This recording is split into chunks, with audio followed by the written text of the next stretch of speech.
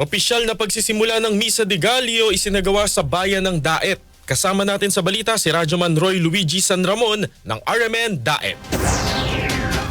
Maagang gumising ang mga Katolikong Camnorteño sa Daet upang dumalo sa unang araw ng Misa de Gallo na nag-umpisa ganap na alas 4 ng madaling araw sa St. John Parochial Parish Church dito sa bayan ng Daet, lalawigan ng Camarines Norte. Kapansin-pansin ang dami ng tao, mga grupo ng kabataan at pamilya na dumalo sa nasabing misa na ang iba ay mas pinili na lamang na sa labas ng simbahan tumayo upang hindi na makipagsiksikan pa sa loob na halos maaga ring napuno ang mga upuan.